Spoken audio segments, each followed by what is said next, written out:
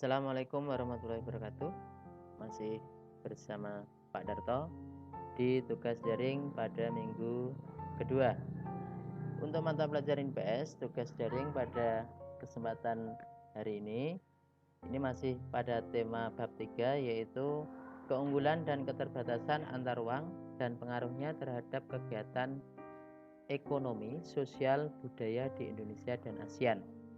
Untuk subtema yang kedua, ini adalah perdagangan antar daerah atau antar pulau dan perdagangan antar negara atau yang disebut dengan perdagangan internasional. Oke, sebelum saya paparkan atau slide materi,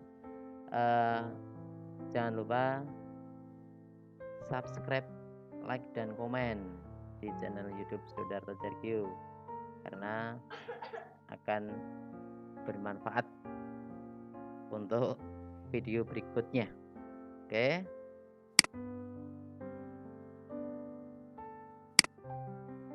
Ya, ini adalah materi pembelajaran daring pada hari ini, yaitu perdagangan antar daerah dan perdagangan antar negara. Yang pertama adalah perdagangan antar daerah. Perdagangan antar daerah itu merupakan perdagangan yang diselenggarakan antar tempat atau wilayah yang berbeda di dalam negara yang sama. Perdagangan antar daerah ini pada intinya adalah sama dengan perdagangan antar pulau yang masih dalam satu wilayah negara atau satu negara. Misalnya produk dari Jawa Tengah dijual ke Kalimantan, ke Sumatera, ke Sulawesi, maupun sebaliknya. Produk dari Kalimantan dijual ke Jawa Tengah, Jawa Barat, Jawa Timur, atau di Pulau Jawa. Itu termasuk perdagangan antar pulau. Lanjut, ada beberapa karakteristik perdagangan antar negara, yaitu sebagai berikut. Karakteristik atau ciri khas khusus perdagangan antar negara yang pertama adalah spesialisasi. Spesialisasi ini merupakan produk khusus yang hanya dihasilkan di suatu wilayah tersebut, dan produk itu tidak dihasilkan di wilayah lain. Itu arti dari spesialisasi. Kemudian yang kedua, biaya produksi yang rendah. Jadi biaya produksinya lebih murah. Ini jika diproduksi di sini lebih murah, tapi di daerah sana kalau diproduksi daerah lain lebih mahal. Sehingga ini adalah beberapa karakteristik. Kemudian yang ketiga adalah pertukaran barang. Yang keempat adalah saling kerjasama. Yang kelima, mengejar laba. Jadi sama, intinya perdagangan adalah mengejar untung atau mendapatkan laba atau keuntungan. Yang keenam, terarah pada konsumen. Yang ketujuh, kepuasan maksimum. Dan yang kedelapan adalah transaksi sukarela. Ini adalah karakteristik perdagangan antar daerah atau antar pulau. Lanjut. Perdagangan antar daerah di Indonesia terjadi karena ada perbedaan sumber daya, baik itu sumber daya alam maupun sumber daya manusia di setiap wilayah.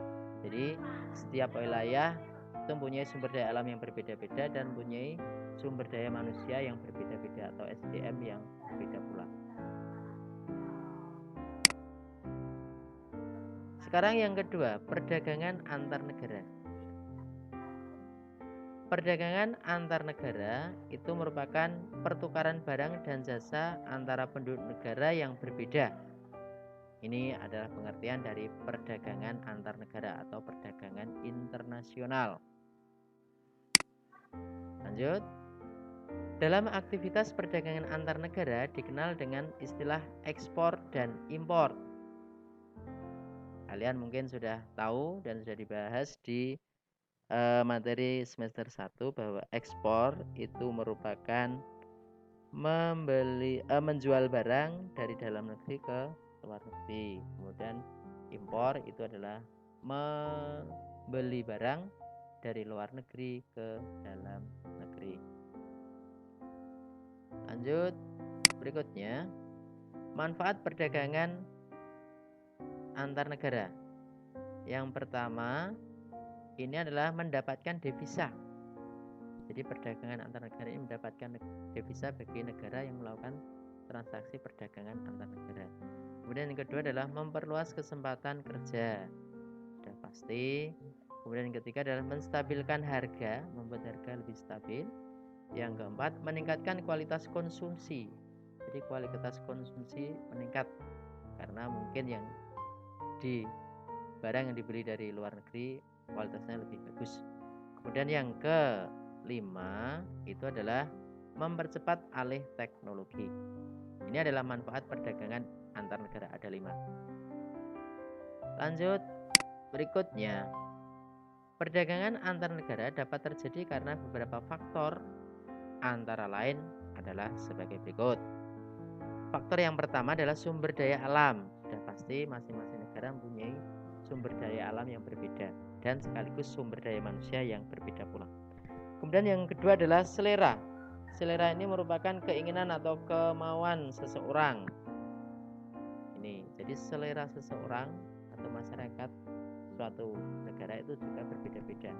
Misalnya selera berpakaian. Masyarakat dunia mengakui bahwa mode pakaian dari Paris itu merupakan mode yang paling bagus dan disukai di seluruh dunia.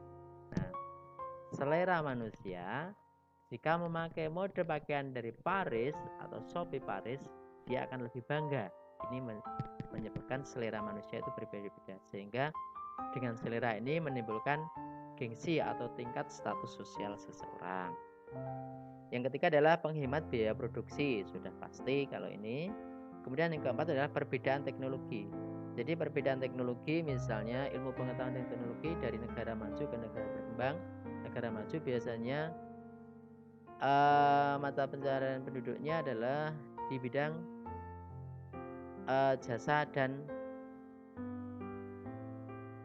teknologi, ya, sehingga teknologinya maju, memproduksi elektronik misalnya dari negara Jepang sehingga dijual ke Indonesia.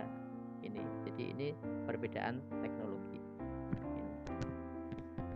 Kemudian lanjut, ada beberapa faktor yang mendorong ada beberapa faktor yang dapat menjadi hambatan dalam melakukan perdagangan antar negara. Yang pertama itu tidak amannya suatu negara. Jika suatu negara kondisi stabilitas nasionalnya tidak aman, maka negara-negara di sekitarnya tidak mau atau akan menghindari transaksi perdagangan antar negara yang negaranya tidak aman tersebut. Ini. Kemudian yang kedua adalah kebijakan ekonomi oleh pemerintah. Kebijakan ekonomi pemerintah ini biasanya itu akan membatasi sistem ekspor dan impor. Jadi masing-masing negara punya kebijakan ekonomi ekspor dan impor yang berbeda-beda, sehingga ini akan menghambat terjadinya transaksi perdagangan antar negara.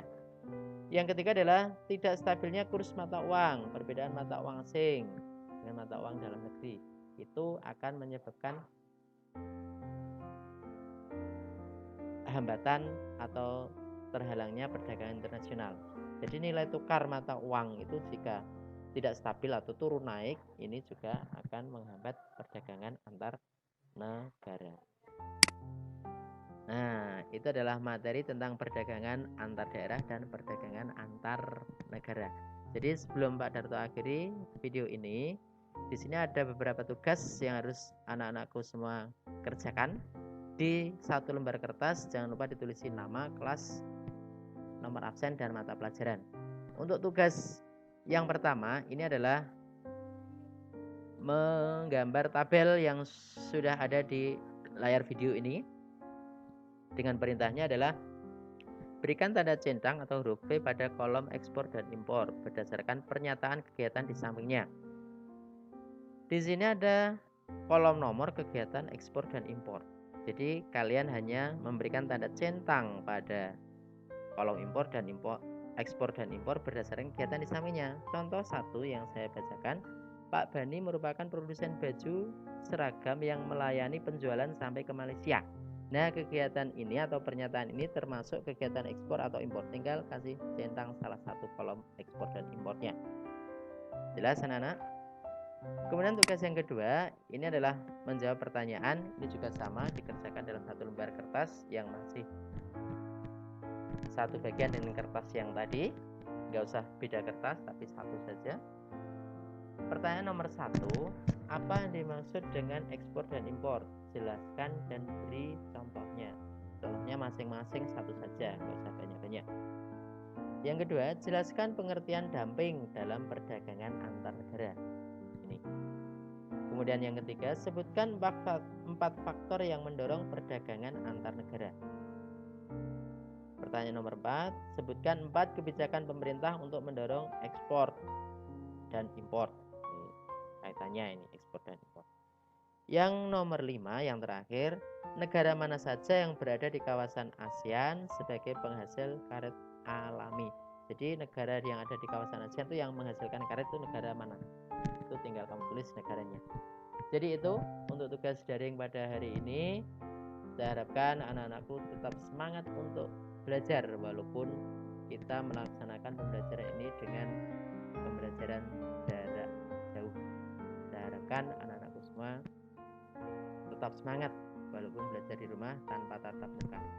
Jadi itu materi daring dan tugas daring pada pagi hari ini. Kurang dan lebihnya Pak Darto mohon maaf. Jika ada yang belum jelas bisa kalian baca materi yang lainnya atau materinya di buku paket yang sudah kalian pinjam dari perpustakaan dan di buku lembar kerja yang kalian miliki. Terima kasih. Saya akhiri sampai di sini. Wassalamualaikum warahmatullahi wabarakatuh. Tetap semangat dan jaga kesehatan.